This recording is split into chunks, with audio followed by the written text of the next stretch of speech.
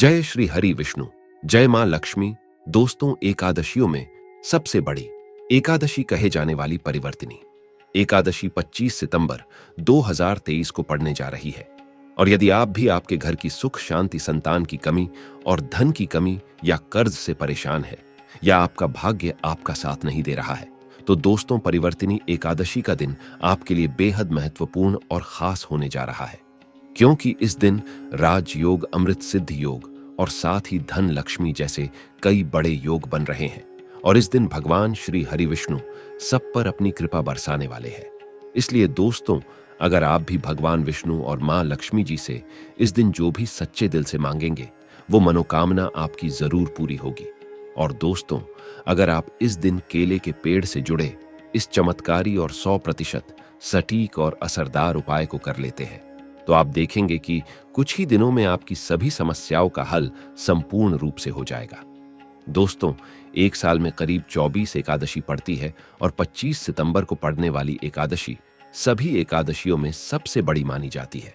और इस एकादशी पर आपको केले के पेड़ से जुड़ा ये उपाय जरूर करना चाहिए, जो कि आपकी किस्मत बदल देगा और आपको बना देगा माला माल और धनवान। साथ ही इस एकमात्र उपाय से आपके सभी दुखों का नाश हो जाएगा। इसलिए दोस्तों, वीडियो को आखिर तक जरूर देखें। और दोस्तों, अगर आप भी अपने जीवन में भगवान श्री हरि विष्णु की कृपा पाना चाहते हैं, तो इस वीडियो को लाइक करें कि कमेंट में जय श्री हरि विष्णु, जय मां लक्ष्मी लिखना न भूलें। दोस्तों, हिंदू धर्म में सभी एकादशी तिथि भगवान विष्णु को समर्पित है। उनमें से कुछ एकादशी तो विशेष मानी गई है, जैसे भाद्रपद महीने के शुक्ल पक्ष की एकादशी तिथि, इसे परिवर्तनी एकादशी कहते हैं। साथ ही इसे जलझूलनी एकादशी भी कहते हैं। इस दिन भगवान विष्णु के वामन अवतार की पूजा करने से बहुत लाभ होता है। श्री हरि अपने भक्तों की सारी मनोकामनाएं पूरी कर देते हैं। इस साल परिवर्तिनी एकादशी पर रवि योग और सर्वार्थ सिद्धि योग भी बन रहे हैं, जिससे इस तिथि का महत्व और भी बढ़ गया है। दोस्तों, पंचांग के अनुसार भाद्रपद मास के शुक्ल पक्ष की परिवर्तनी एकादशी तिथि 25 सितंबर की सुबह 4:36 पर प्रारंभ होगी और 26 सितंबर की सुबह 5:12 पर समाप्त होगी। उदया तिथि के अनुसार परिवर्तनी एकादशी का व्रत 25 सितंबर को रखा जाएगा। दोस्तों, पौराणिक कथाओं के अनुसार भाद्रपद शुक्ल एकादशी के दिन श्रीहरि विष्णु क्षीर सागर में करवट लेते हैं। दरअसल चातुर्मास के 4 महीनों में भगवान विष्णु योग निद्रा में लीन रहते हैं और परिवर्तिनी एकादशी के दिन भगवान करवट लेते हैं। परिवर्तिनी एकादशी तिथि के दिन भगवान के वामन रूप की पूजा की जाती है। मान्यता यह भी है कि इस दिन माता यशोदा जी ने कान्हाजी के जन्म के बाद जलाशय में जाकर उनके कपड़े धोए थे, इसलिए इसे जलझूलनी एकादशी भी कहते हैं। दोस्तों, यदि परिवर्तिनी एकादशी के दिन मौन रहकर भगवान विष्णु की पूजा की जाती है, तो इससे विष्णु जी के साथ साथ माता लक्ष्मी भी प्रसन्न होती है और अपार धन देती है। तो आइए दोस्तों, बात करते हैं परिवर्तिनी एकादशी के दिन केले के पेड़ से जुड़े उपायों के बारे में, जो आपकी किस्मत चमका देंगे। दोस्तों, केले के पौधे की पूजा से बृहस्पति देव प्रसन्न होते हैं। तो अगर आप एकादशी के दिन केले के पौधे की जड़ में चंदन की कुछ ढलिया डाल दें, जैसे चंदन के वृक्ष की ढलिया, यानी चंदन की छोटी छोटी लकड़ी जो होती है, उसका भी प्रयोग कर सकते हैं। आप 9 ढलिया लेकर अगर पीले धागे में बांधकर केले के पौधे में अर्पित करते हैं, वह धागे आपको तने में बांध देने होते हैं। इससे आपके जीवन में धन का आगमन होता है, व्यापार में वृद्धि होती है, आपकी आय में वृद्धि होती है। अगर आप ये उपाय करते हैं तो धन का आगमन आपके जीवन में बना रहता है। तो यह गुरुवार के दिन करना है। सुबह के समय पहले आप स्नान इत्यादि करने के बाद जल अर्पित कर दीजिए और उसके बाद 9 छोटी छोटी ढलिया जो चंदन की लकड़ी की हो तो बहुत अच्छी बात है। अगर आपके पास चंदन की ढली उपलब्ध ना हो, तो आप गोपी चंदन भी 9 टुकड़े 9 धागों में बांधकर टांग सकते हैं। यह आपके मन की सभी कामनाएं पूर्ण कर देता है। दोस्तों, एकादशी के दिन केले की जड़ में पानी के साथ अगर हल्दी चढ़ाई जाए, जैसे थोड़ा सा जल लीजिए और उसमें थोड़ी सी हल्दी डालिए, और यह अगर आप जड़ में अर्पित करते हैं ओम ब्रीम बृहस्पतये नमः इस मंत्र के जप के साथ, तो आपका भाग्य तेज होता है। और अगर आपका भाग्य साथ नहीं देता है, आपको नौकरी मिलने में कोई बाधा आ रही है या आपके व्यापार में तरक्की रुकी हुई है, तो आपको केले के पौधे में हल्दी वाला जल जरूर अर्पित करना चाहिए। एकादशी के दिन अगर आप ऐसा करते हैं तो बहुत ही शीघ्र आपके जीवन में परिवर्तन होता है। दोस्तों, जो लोग अपनी जिंदगी में बहुत अधिक परेशान हैं, आपका कोई भी काम नहीं बन रहा है और आप हर तरफ से परेशान हैं। घर में भी आपकी परेशानी है, आप बाहर जहां काम करते हैं वहां भी आपको बहुत अधिक दिक्कतें आ रही है, तो आपको चाहिए कि एकादशी के दिन केले के पेड़ की जड़ में थोड़ा सा गुड़ भीगी हुई चने की दाल डालकर अर्पित कीजिए। तो जल के पात्र में आपको थोड़ा सा गुड़ डाल देना है और उसमें ही थोड़ी सी भीगी हुई चने की दाल डालकर बृहस्पति देव को, यानी कि केले के पौधे में आपको अर्पित करना है। यह आप कुछ बृहस्पतिवार ही करेंगे तो बृहस्पति भगवान की कृपा आप पर होगी और आपके जीवन में जो भी काम आपके नहीं पूरे हो रहे थे वह सभी काम पूरे होने लग जाते हैं। अगर आप किसी नए काम की शुरुआत करने जा रहे हैं, कोई नया व्यापार शुरू करने जा रहे हैं, शिक्षा शुरू करने जा रहे हैं, या फिर आप कोई भी ऐसा काम करना चाहते हैं जिससे आप चाहते हैं कि कोई रुकावट ना आए, बहुत ही शीघ्र पूर्ण हो जाए, तो आपको चाहिए कि एकादशी के दिन केले के पेड़ में जल के साथ थोड़ी सी चीनी मिलाकर अर्पित कीजिए। तो पात्र में ही आपको चीनी डाल देनी है और भगवान बृहस्पति देव का मंत्र बोलते हुए वह आपको अर्पित करनी है, या फिर ओम नमो भगवते वासुदेवाय नमः इस मंत्र के जाप के साथ भी आप यह जल अर्पित कर सकते हैं। यदि आपकी जिंदगी में बहुत अधिक मुश्किलें हैं, मतलब आप समस्याओं से घिरे हुए हैं, कर्ज से घिरे हुए हैं, मांगलिक कार्य आपके घर में रुके हुए हो, किसी भी प्रकार का शुभ कार्य आपके जीवन में नहीं हो रहा है, घर में अगर शादी ब्याह है वह भी आपका ठीक से नहीं होता है। कई बार क्या होता है कि हम घर में एक छोटा सा हवन भी बिना कलेश के नहीं करवा पाते हैं। इस तरीके की स्थिति घर में होती है, मतलब बहुत अधिक नकारात्मक ऊर्जा अगर आपके जीवन में है, आपके घर परिवार में है, तो आपको चाहिए कि केले के पेड़ की जड़ों में 2 हल्दी की साबुत गांठें रख दें। ऐसा अगर आप इस एकादशी पर करते हैं तो बहुत ही शीघ्र आपके जीवन से यह जो समस्या है कि आपका हर कार्य निर्विघ्न पूरा नहीं हो पाता है, आपके सब कार्यों में कलह कलेश होता है, इससे आपको मुक्ति मिलेगी। अगर आप मंदिर में जाकर पूजा कर रहे हैं, मंदिर में केले का पौधा है और वहां आप पूजा कर रहे हैं, तब तो हल्दी की गांठ आप वहीं पर छोड़ दीजिए। लेकिन अगर आप घर में करते हैं तो एकादशी को आपको साबुत हल्दी चढ़ानी है और जब ये इकट्ठा हो जाती है तो आप वह ले जाकर जल में विसर्जित कर दीजिए, या फिर आप मिट्टी में ही अपने घर में जो गमले हैं उसमें इस हल्दी की गांठ को दबा सकते हैं। दोस्तों, अगर आप धन के अभाव में परेशान हैं या आप बहुत अधिक अमीर बनना चाहते हैं, धन किसको नहीं चाहिए, धन तो सबको चाहिए। आप कितने भी धनवान हो फिर भी ऐसा लगता है कि धन की अभी और भी कमी है। अगर आप धनवान बनना चाहते हैं तो एकादशी के दिन केले की जड़ में 1 रुपये का सिक्का आपको दबा देना है। उसी के अंदर जो पौधे का गमला है उसके अंदर ही आपको 1 रुपये का सिक्का ढाल देना है। ऐसा करने से मां लक्ष्मी प्रसन्न हो जाती है और श्री हरि विष्णु का स्वरूप ही माना जाता है।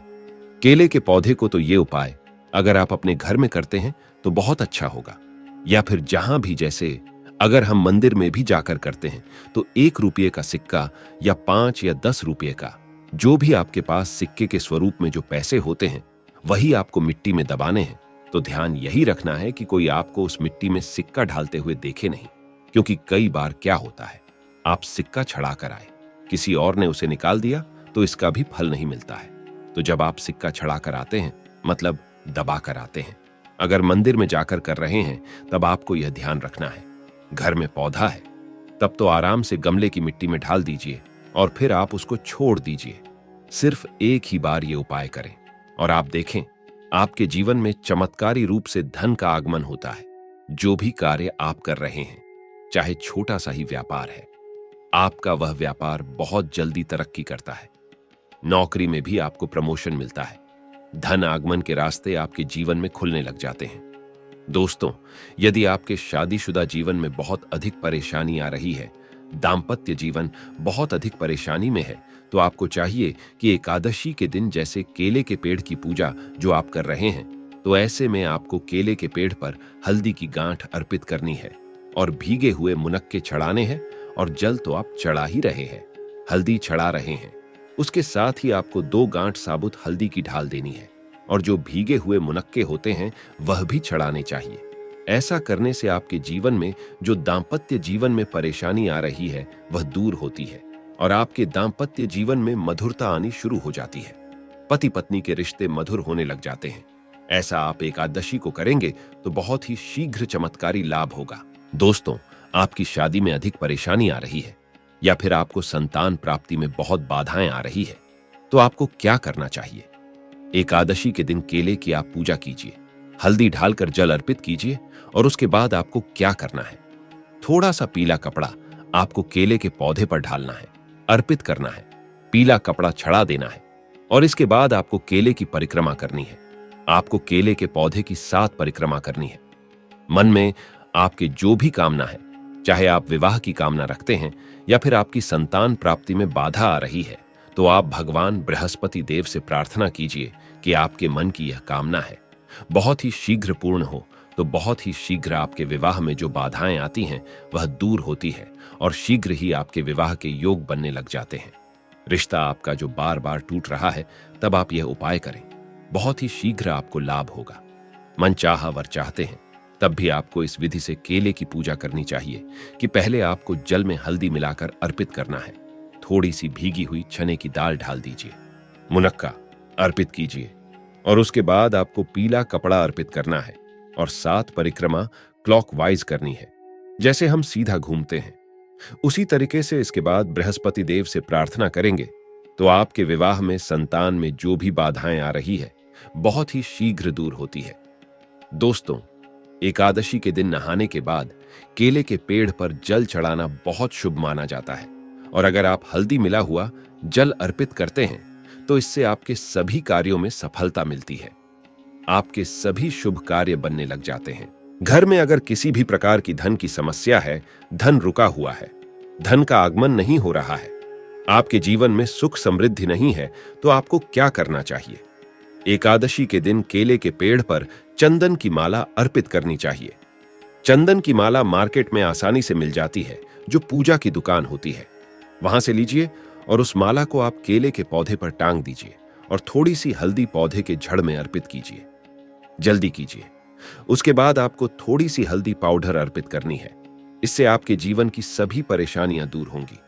आप जिस भी परेशानी से ग्रस्त है, अगर सिर्फ आप चंदन की माला उस केले के पौधे पर ढाल देते हैं और हल्दी अर्पित करते हैं, जल अर्पित करते हैं, 7 बार परिक्रमा करते हैं, तो इससे आपके जीवन की सभी परेशानियां दूर होंगी। सुख समृद्धि का आगमन होगा। मन में कोई विशेष कामना है, जैसे धन संतान के लिए प्रार्थना करना चाहते हैं, तो उस समय जब आप चंदन की माला अर्पित कर रहे हैं, आप भगवान से प्रार्थना कीजिए। बहुत ही शीघ्र आपकी कामना पूर्ण होती है। और अगर आप किसी भी प्रकार की परेशानी से ग्रस्त है, एकादशी के दिन केले की पूजा करेंगे, केले के पौधे में आप जल अर्पित करेंगे, परिक्रमा करेंगे, तो बहुत ही शीघ्र देव की कृपा प्राप्त होगी। बृहस्पति देव की कृपा से हमारे जीवन के सभी शुभ कार्य होते हैं, मांगलिक कार्य होते हैं, हमारा भाग्य तेज होता है। तो आइए दोस्तों, अब सुनते हैं परिवर्तिनी एकादशी की व्रत कथा, जिसको सुनने मात्र से आपकी सभी मनोकामनाएं पूरी हो जाएंगी। युधिष्ठिर ने पूछा, हे भगवान, भाद्रपद शुक्ल एकादशी का क्या नाम है? इसकी विधि तथा इसका महात्म्य कृपा करके कहिए। भगवान श्री कृष्ण बोले, राजन, इस विषय में मैं तुम्हें एक कथा सुनाता हूं, जिसे ब्रह्मा जी ने महात्मा नारद से कहा था। नारद जी ने पूछा, चतुर्मुख, आपको नमस्कार है। मैं भगवान विष्णु की आराधना के लिए आपके मुख से यह सुनना चाहता हूं कि भाद्रपद मास के शुक्ल पक्ष में कौन सी एकादशी होती है। ब्रह्मा जी ने कहा, मुनिश्रेष्ठ, आपने बहुत उत्तम बात पूछी है। भादों के शुक्ल पक्ष की एकादशी परिवर्तिनी के नाम से विख्यात है। उस दिन भगवान ऋषिकेश की पूजा होती है। इसका यज्ञ करने से वाजपेय यज्ञ का फल मिलता है। पापियों के पाप नाश करने के लिए इससे बढ़कर कोई उपाय नहीं। जो कमलन्यन भगवान का कमल से पूजन करते हैं, वे अवश्य भगवान के समीप जाते हैं। जिसने यह व्रत और पूजन किया, उसने ब्रह्मा विष्णु सहित तीनों लोकों का पूजन किया। अतः हरिवासर अर्थात एकादशी का व्रत अवश्य करना चाहिए। अतः मोक्ष की इच्छा करने वाले मनुष्य इस व्रत को अवश्य करें। इस दिन भगवान करवट लेते हैं, इसीलिए इसको परिवर्तिनी एकादशी भी कहते हैं। ब्रह्मा जी ने कहा, मुनिश्रेष्ठ, सूर्यवंश में मांधाता नामक एक चक्रवर्ती सत्य प्रतिज्ञ और राजर्षि हो गए हैं। वे अपने औरस पुत्रों की भांति धर्मपूर्वक प्रजा का पालन किया करते थे।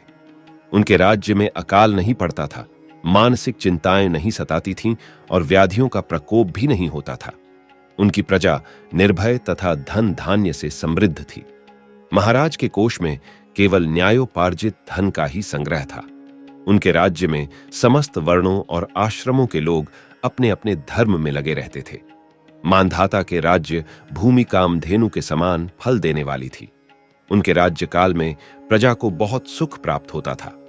एक समय किसी कर्म का फल भोग प्राप्त होने पर राजा के राज्य में 3 वर्षों तक वर्षा नहीं हुई। इससे उनकी प्रजा भूख से पीड़ित हो नष्ट होने लगी।